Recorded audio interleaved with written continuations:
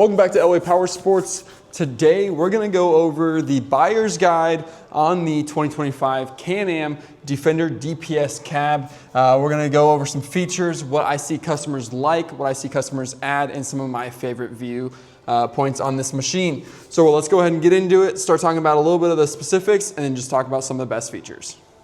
Now, from the factory, this machine is, in my opinion, one of the best cabbed models. Heat, electric windows, tip out glass in the front, and a wiper. So it has basically your standard Can-Am cab.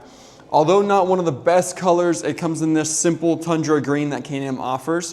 One of their best door designs I think I've seen on the market right now. Seals really well, really solid shut, just overall, really impressed with these cabs. Like I said, on the inside, these things come with heater. They do not come with the air conditioning. The air conditioning comes on one of the more luxury options, but as just a simple base model, these Can-Am Defender cabs with the heat, enclosed, insulated, is gonna keep you dry and warm in the winters. Then you can also tip out the windshield, vent it for a little bit of air, or open it all the way up if you want more airflow coming through the cab during the summers, the hotter days, to be able to get some cooler air moving through. Electric windows on both sides. You have both controls on the driver's side as well. So if the driver wants to roll down either of them, you can use either of the switches on that side. You get your dumping box with your standard 600 pounds of bed capacity and 2,000 pounds of towing capacity. So if you're wanting to put this thing to work, it's ready for it. Throw a trailer on the back or throw whatever you need to in the bed, and it's gonna basically do whatever work you need. This DPS 9 comes with their 967cc inline 3-cylinder engine, just like the HD10, but these are a single overhead cam with just 62 horsepower rather than the 80 horsepower that the HD10 has. So a little less horsepower, but the 60 is gonna be more than enough for really anything that you need to do, minus those really heavy jobs. 13 inches of ground clearance, and one of my favorite things is a 13-foot turn radius. So a little bit of a smaller tire on this guy. You get 27s from the factory. Allows you to turn sharper, fit into tighter spaces, and move a little bit better. And then 13 inches of ground clearance is going to give you plenty to get over, through, or around whatever you need to. So as far as just a simple utility machine or an all-out work machine, this guy's going to do plenty for you. What I see the most of is one of these machines as just kind of a daily driver, getting around the neighborhood, going down to get the mail, going around the lake property, stuff like that. It's gonna do any work that you definitely need to, keep it comfortably inside, and when you need to haul some stuff or some kids around, you have plenty of space to do both of those things. We're gonna move into the front and talk about a few accessories and some of the things I see customers like and don't like, and some of the most common things that they add.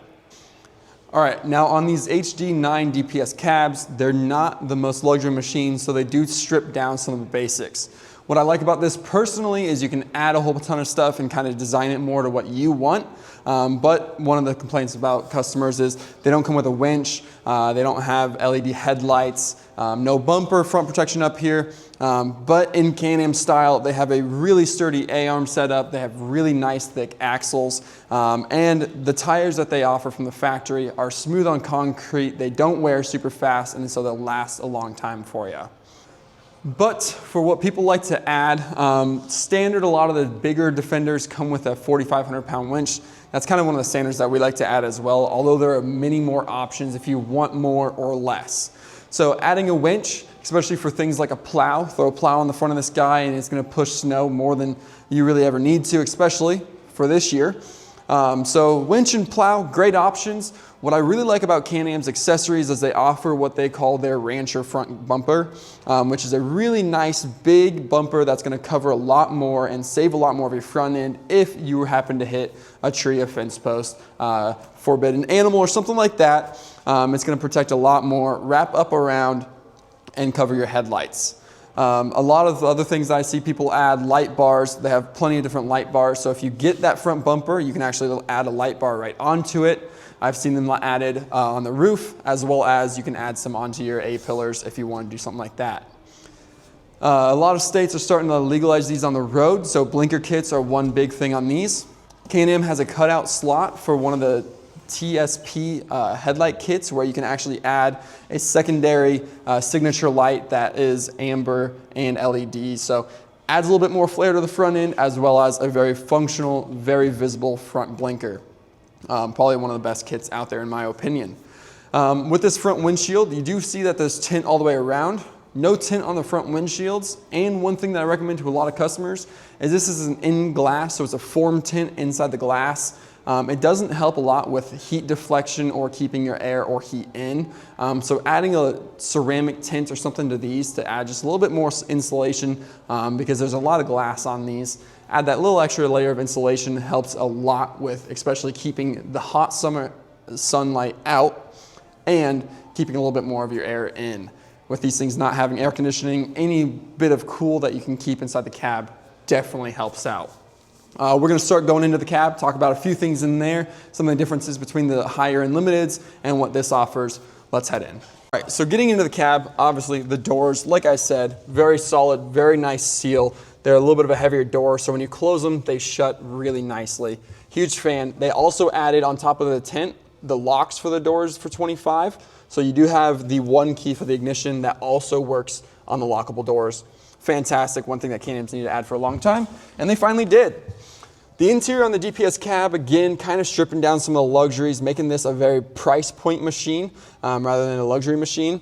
You still get your flip down cup holders, flip that up, and you have your 3 seats. If you need more storage, you can flip these 2 seats up, put coolers or anything in here that you want with you inside the cab rather than in the box, or if you just need more storage, you can do that as well. They also offer a lot of under-seat storage containers that you can add into these from the factory. Like the Limited comes with the one for the passenger seat.